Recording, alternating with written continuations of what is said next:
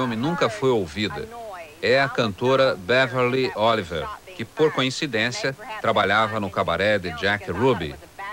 Ela estava filmando a passagem do cortejo quando ouviu um estouro e achou que era de morteiro. Continuou a filmar. Pelo visor da câmera, ela viu a parte de trás da cabeça do presidente explodir e percebeu que era um tiro. Ela olhou e viu que o tiro viera da pequena colina do outro lado da rua, perto da árvore grande à direita, ali onde se vê uma cerca de madeira. Cerca esta que ali estava há 25 anos. Havia um vulto e uma nuvem de fumaça. Procurada pelo FBI, Beverly entregou o filme ainda por revelar e nunca mais viu as imagens que mostrariam o assassino de Kennedy. Felizmente, a mulher de casaco preto bateu uma foto no mesmo momento, uma foto cuidadosamente estudada nos últimos 5 anos. A seguir, veremos como ela acabou revelando a prova de que havia mesmo um atirador no alto daquela colina.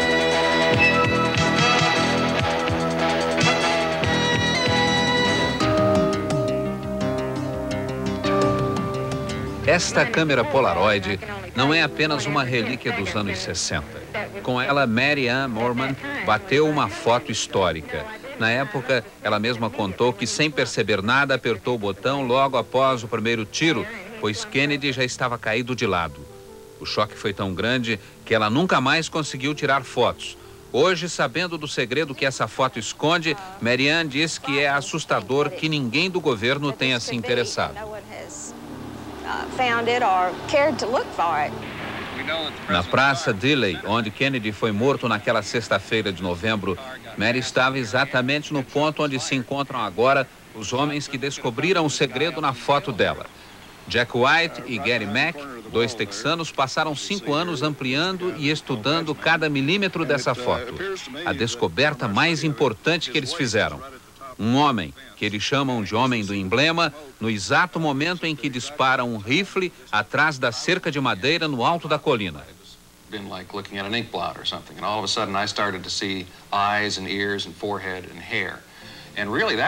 Para um leigo, diz Gary Mack, o que eu vi pareceria ser só uma mancha de tinta, mas eu consegui ver os olhos, as orelhas, a testa, o cabelo, o uniforme de policial e a fumaça saindo do rifle. Foi uma descoberta apavorante. Era um plano muito bem bolado, porque havia muitos policiais na área, só que nenhum naquele lugar. Jack White destaca que a foto tem este tamanho e a área ampliada se reduz a um quadrado com meio centímetro de lado. Por isso levou tanto tempo para se conseguir uma superampliação no processo conhecido como blow-up. Vê-se claramente o braço direito dobrado para puxar o gatilho, a fumaça do disparo e, no peito, o brilho do emblema metálico do policial. Na cerca de madeira, Gary Mack e Jack White mostram a posição em que se encontrava o homem do emblema, em pé em cima de alguma coisa, um caixote ou talvez o para-choque de um automóvel, já que ali fica um estacionamento. Dali, o atirador tinha uma vista excelente da rua. Vê-se a pista pela qual passou o carro do presidente em quase toda a extensão da praça. Uma excelente posição para o atirador.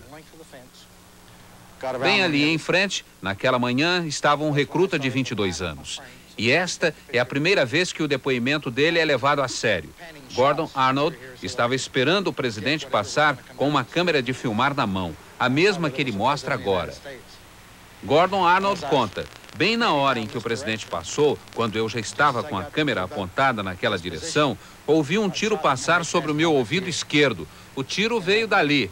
Como eu estava em treinamento de tiro, instintivamente me joguei no chão e acho que houve um segundo tiro passando sobre a minha cabeça. Ouvi os sons dos tiros e os ecos também.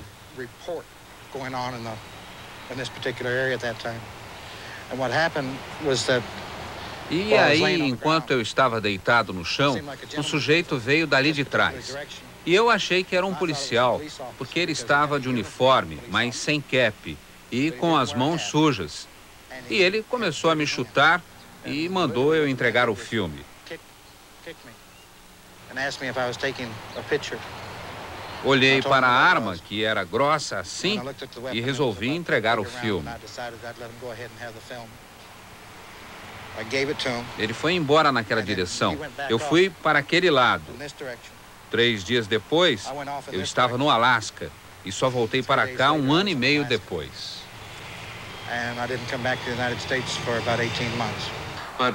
Nas ampliações da foto de Mary Ann Moorman, os pesquisadores encontraram a imagem de Gordon Arnold.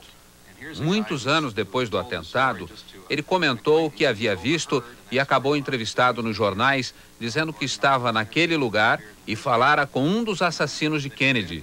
Mas ninguém acreditava nele, conta Gary Mack, porque não havia fotos ou filmes que mostrassem um homem naquela posição. E, de repente, o nosso estudo confirma a história dele, com um detalhe importante. A história dele saiu nos jornais 4 anos antes de descobrirmos a imagem dele na foto. Descobrimos também uma terceira pessoa na foto, conta Jack White. De repente, eu percebi uma figura atrás do homem do emblema.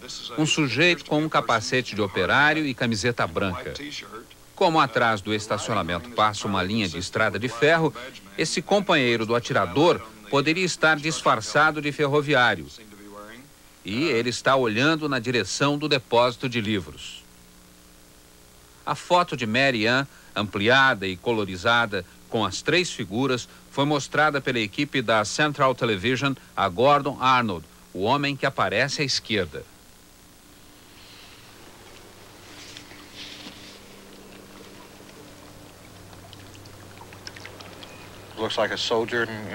Pela primeira vez, ele tem sua história comprovada. Sou eu, com o uniforme de soldado, o cap e a câmera na mão, filmando. E este é o sujeito vestido de policial. Vê-se o emblema no peito, o emblema no braço.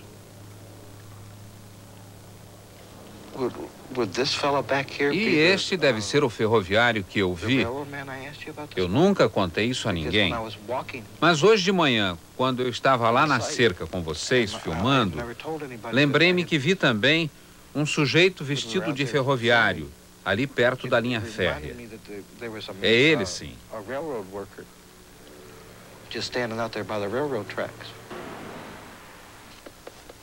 Isso me deixa abalado.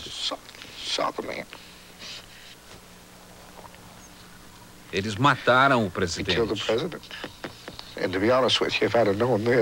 Se eu soubesse disto, eu não teria dado a entrevista a vocês. I wouldn't have given the interview.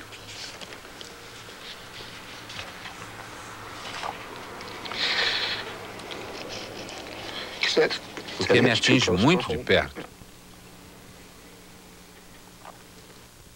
Mas não foi só George Arnold quem viu aqueles 2 homens.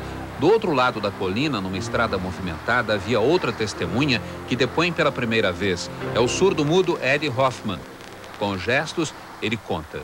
Para ver o presidente passar, estacionei o carro ali embaixo. Subi a pé. O cortejo ia passar por aqui. Olhando para o lugar de onde ele vinha, vi 2 sujeitos que achei esquisitos ali no estacionamento. Há 25 anos não havia esta vegetação que hoje bloqueia a visão do estacionamento. Por isso, Ed Hoffman pôde ver muito bem os 2 homens que estavam junto à cerca de madeira. O homem apoiado na cerca estava de cap e uniforme azul. Ele apontou uma arma e eu vi a fumaça. Pensei que fosse de cigarro, mas não era. Era arma mesmo. Ele caminhou na direção da estrada de ferro. Aqui, ele entregou a arma a outro homem. Arrumou o paletó, arrumou o cap e saiu andando de volta à cerca.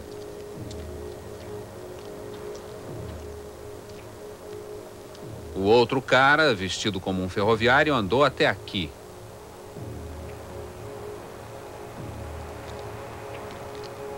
Desmontou a arma e colocou-a dentro de uma caixa de ferramentas.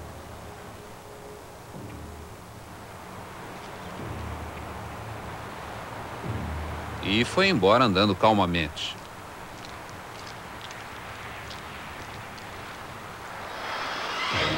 Parado aqui, eu não sabia o que estava acontecendo, que o presidente havia sido assassinado.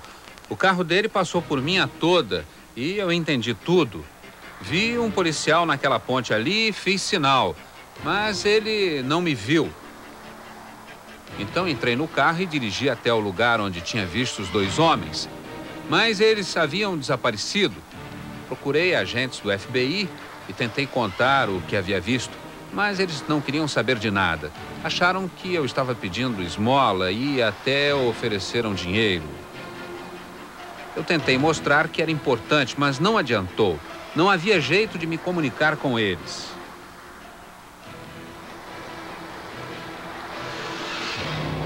Ed Hoffman acabou desistindo de contar que havia visto os homens que mataram o presidente Kennedy. A seguir, um mafioso francês que viveu no Brasil seria o homem...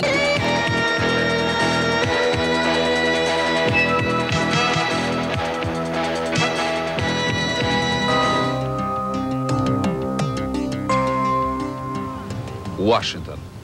Aqui vive o jornalista que pode ter descoberto a identidade daquele misterioso atirador que do alto da colina matou Kennedy. Há 4 anos, Steve Rivelli segue a pista que o levou até a máfia francesa, a União Corsa. Fui descobrir essa história contra Rivelli, entrevistando um mafioso francês que foi preso no Brasil em 72 e extraditado para os Estados Unidos. Daqui ele foi extraditado para a França, onde continuei visitando-o na prisão. Ele é Christian Davy, que pertenceu à Conexão França e depois chefiou a União Corsa na América do Sul.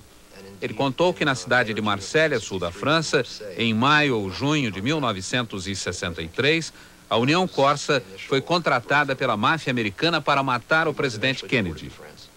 O contrato foi fechado com o chefe da União Corsa, Antoine Guérini.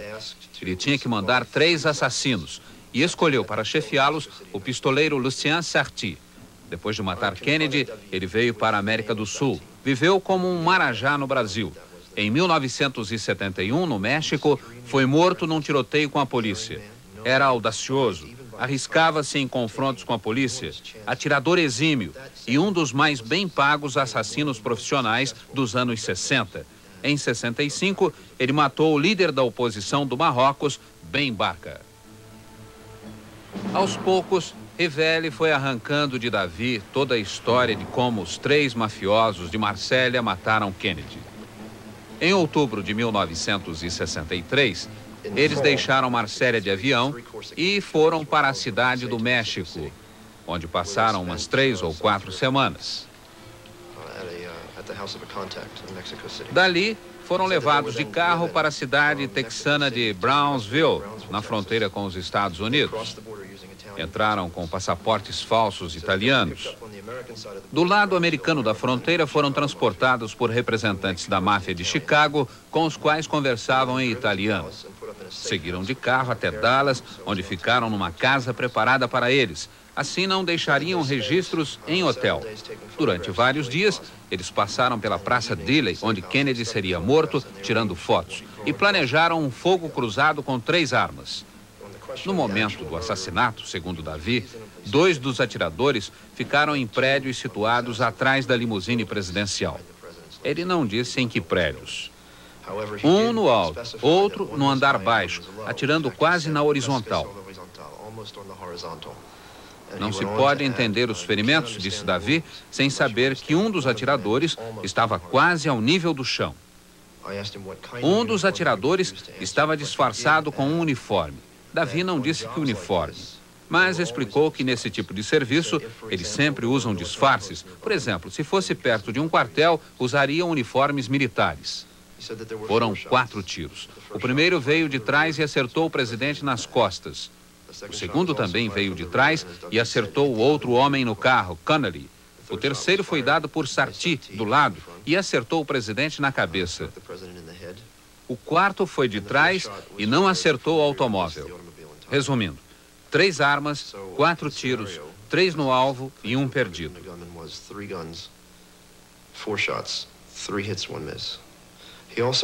E Davy ainda acrescentou que 2 tiros foram simultâneos.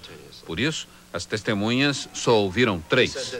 No meio do pânico que sempre acontece em momentos como esse, eles conseguiram sair da Praça Dealey e voltaram para a casa arrumada pela máfia. A pior coisa que se pode fazer numa hora dessas, disse Davi, é tentar fugir. Por isso eles ficaram na casa por uns 10 dias, até que as coisas se acalmassem. Só então foram levados num avião particular de Dallas para Montreal, no Canadá, onde receberam o pagamento em heroína e voltaram a Marsella. Para confirmar essa história, Davi diz a Rivelli que procure outro mafioso, Michel Nicoli, que vivera com Davi e Sarti no Brasil. O jornalista corre meio mundo atrás de Nicoli. Mostra fotos a traficantes, mercenários e nada. Por fim, em junho de 1986, entra em contato com um alto funcionário do DEA, o órgão antidrogas dos Estados Unidos. Nicoli, preso no Brasil e extraditado para os Estados Unidos, agora está livre e vive sob a proteção do DEA. É um dos melhores informantes do governo americano e dá entrevista com uma condição, que o rosto não seja mostrado.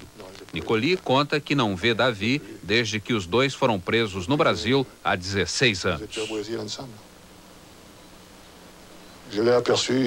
A história que Nicoli acaba contando sobre o assassinato de Kennedy coincide em praticamente tudo com a versão de Davi.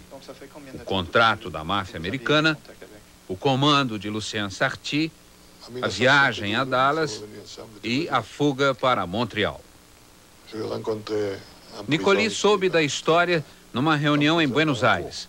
Nela estavam Christian Davi e outros 3 mafiosos corsos: Sarti, Boccognani e Pierronti. Christian David, Sarti.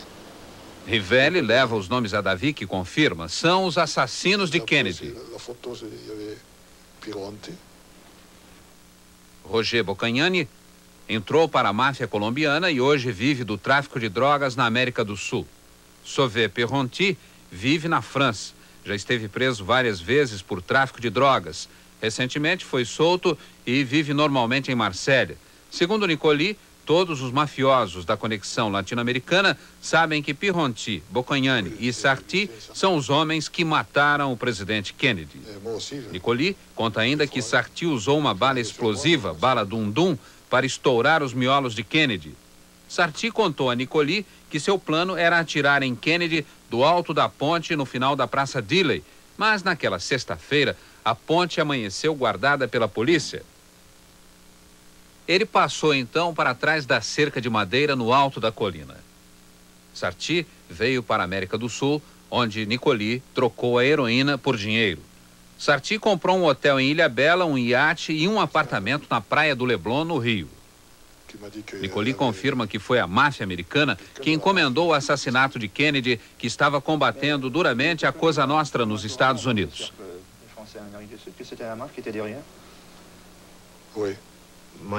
Rivelli diz estar convencido de que o mandante da morte de Kennedy foi o chefão Carlos Marcello, de Nova Orleans, que chegou à União Corsa de Marsella através de outro chefão, Santos Traficante Júnior, muito ligado a Antoine Guerrini.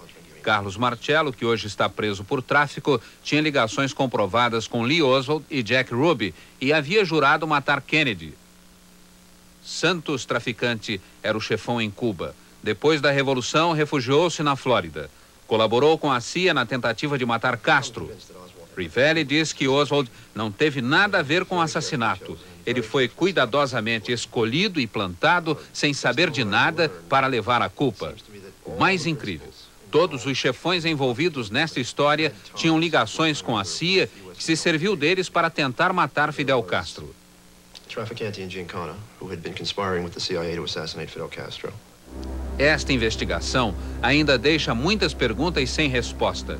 E nenhuma destas descobertas foi aceita pelo governo americano, que põe em dúvida a credibilidade das fontes da Central Television. Afinal, quando saberemos quem são os homens que mataram John Kennedy?